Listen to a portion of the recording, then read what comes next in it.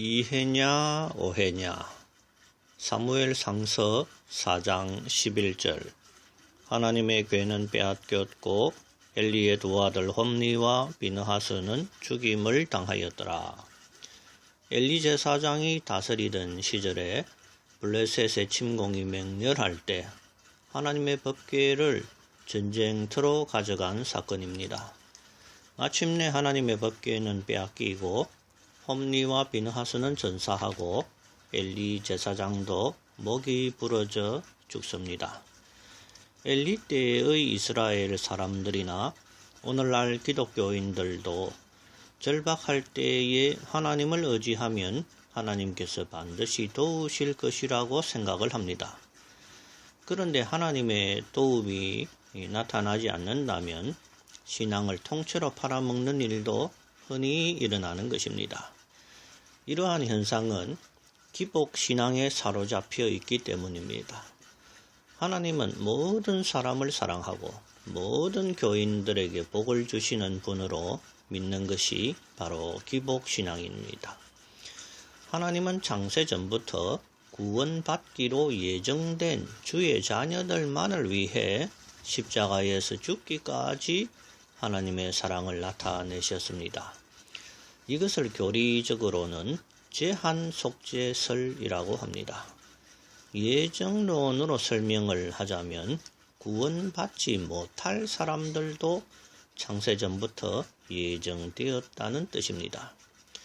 그런데 일평생 교회에 다니고 설교를 들어온 사람들도 금시초문인 사람들이 많을 것입니다.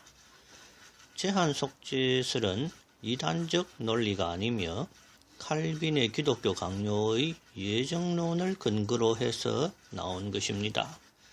그런데 목사들은 고민되고 근심되는 이론들은 언급하지 않고 잘된다, 복받는다 하는 식의 유치한 말씀만을 전할까요? 아마도 주일마다 초신자가 있으니 그들을 위한 배려라고 변론할지 모르겠습니다. 그러면 평생 교회를 다닌 묵은 교인들은 3년만 배우면 차고도 넘치는 단순한 교훈만을 왜 평생을 들어야 합니까? 그 결과가 평생 교회를 다녀도 기복신앙에 갇혀 있는 평생 초신자가 되어 있는 것입니다. 유치한 기복신앙으로 천국 갈 수 있을까요? 갈 수도 있겠지요.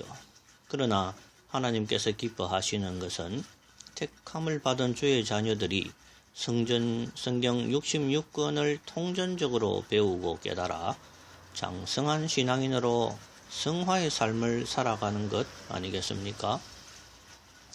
목사로부터 교인들까지 모두가 무조건 믿으면 구원받는다는 그 초보 신앙에 묶여서 한치도 자라지 못하고 있는 것이 오늘 한국의 기독교의 실력임을 개탄할 수 있기를 기원합니다.